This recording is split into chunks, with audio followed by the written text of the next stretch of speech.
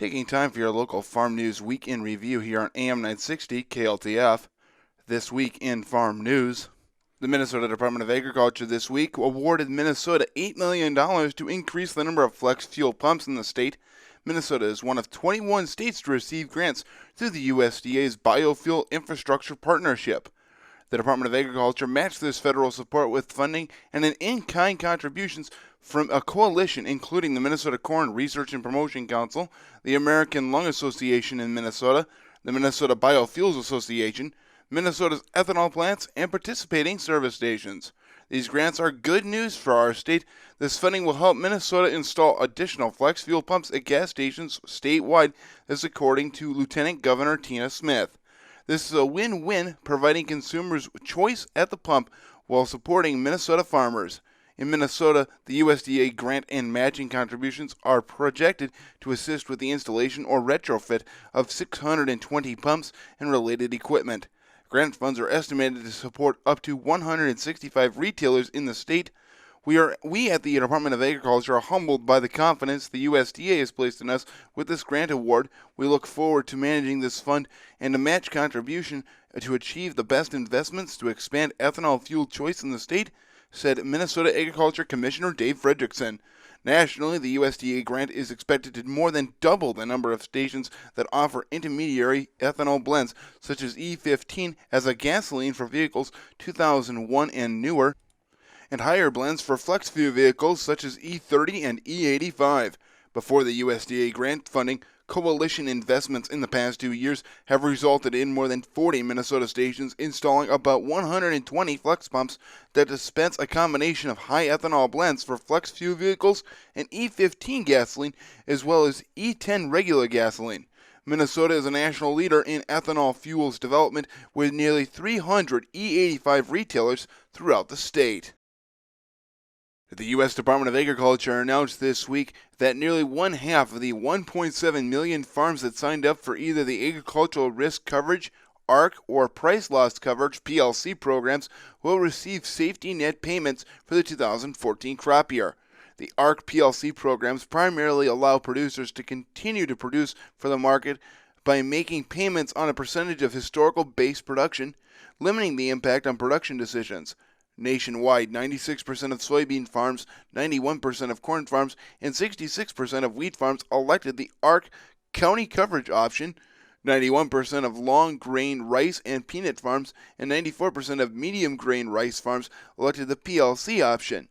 Overall, 76% of participating farms are protected by ARC County, 23% are protected by the PLC, and 1% by the ARC Individual.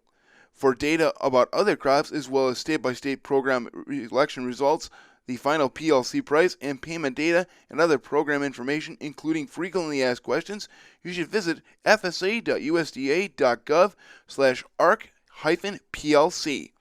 Crops received assistance including barley, corn, grain sorghum, lentils, oats, peanuts, dry peas, soybeans, and wheat.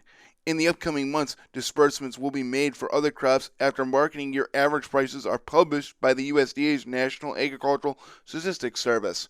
Any disbursements to participants in ARC County or PLC for long and medium grain rice, except for temperate Jehovah rice, will occur in November. For remaining oilseeds and also chickpeas, that'll be in December, and temporary Japonica rice in early February 2016. ARC individual payments will begin in November. Upland cotton is no longer a covered commodity. The Budget Control Act of 2011, which was passed by Congress, requires the USDA to reduce payments by 6.8%. For more information, producers are encouraged to visit their local Farm Service Agency office. To find a local Farm Service Agency office, visit offices.usda.gov. Minnesota farmers harvested almost 1/4 of their corn acreage during the 53 days suitable for fieldwork for the week that ended October 25th. This according to the USDA's National Agricultural Statistics Service. Although this was the fewest days suitable for fieldwork in 4 weeks, harvest continued to advance rapidly. In addition to harvesting, field activities for the week included fall tilling, terracing, and applying manure. Rain during the week helped replenish topsoil moisture levels across most of the state.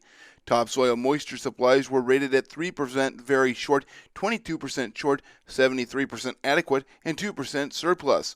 Subsoil moisture supplies were rated at 4% very short, 19% short, 76% adequate, and 1% surplus. Corn harvest for grain was at 81% complete, 12 days ahead of the previous year and almost a week of the 5-year average. Corn moisture content at grain at harvest was at 16%. The soybean harvest was virtually complete over 1 week ahead of the average.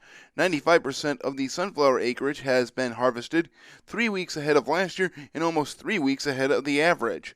Pasture conditions rated 63% good to excellent, down slightly from the previous week. Some producers were moving cattle onto harvested cornfields.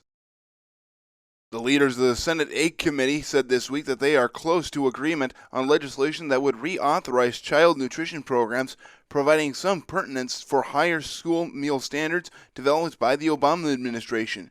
The School Nutrition Association, which represents local school meal programs, and the School Superintendents Association sent a joint letter to Congress on Monday appealing for more funding to cover the higher costs incurred because of the higher standards.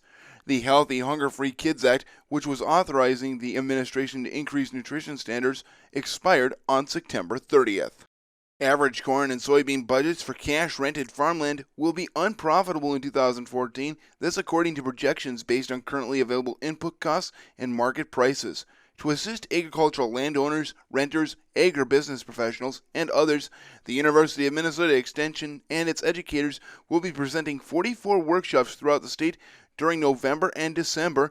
A complete schedule for the What is a Fair Farmland Rental Agreement, the workshops, is available at the University of Minnesota Extension's website. No registration is required. Rents are the major input cost for soybean farmers and corn, accounting for 44.5% and 28.5% respectively. Landlords with increasing property taxes increased rental rates during record prices. Now they are trying to play catch-up when budgets do not support current rental rates and other input costs. Lower rental rates in 2016 would help struggling farmer tenants, but lowering those rates may require some tough negotiations. A flexible rental agreement may be the best option for 2016. In this kind of agreement, both the landowner and farmer share the price risks. If prices improve, so does the rental payment. A flexible agreement can also factor in higher than average yields. During the workshops, the extension and its business management professionals will lead discussions about current farmland rental rates, land values, leasing agreements, and related financial issues for landowners, farmers, landlords, tenants, and agribusiness professionals. The presenters will provide examples and worksheets for both tenants and landlords covering the Fair Rent Program, the flexible leases, and fair rental agreements. The Cropland Rental Rates for Minnesota Counties publication, which uses the FinBin database, is a helpful resource as well. Find resources and current trends in farmland rental rates and land economics at the University of Minnesota Extension's website at extension.umn.edu.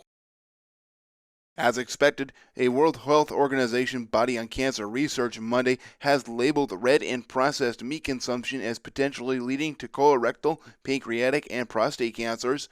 The official announcement came from the World Health Organization's International Agency for Research on Cancer. This following reports in the British media late last week. The reports were confirmed Monday in an article in the Lancet Oncology. Red meat was classified as a Group 2A carcinogen based on evidence that it is probably carcinogenic to humans. For the purpose of the study, IARC considered red meat as all types of mammalian muscle meat, which includes beef, veal, pork, lamb, mutton, horse, and goat. Earlier this year, glyphosate, a top herbicide in agriculture, was also placed in this category.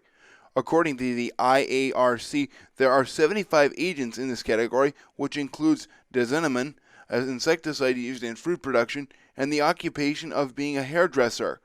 Processed meats, however, fall into IARC's Group 1, its most stringent classification. Processed meats referred to any type of meat transformed through salting, curing, fermentation, smoking, or other processes that to enhance flavor or improve preservation, such as hot dogs, ham, sausages, and beef jerky. There are 118 in the Class 1 category, which also includes air pollution, gamma radiation, and smoking. And that concludes this week's local Farm News Week in Review here on AM 960 KLTF. Farm news available online 24/7 at fallsradio.com. This is Farm Director Scott Cullum saying, thanks for listening.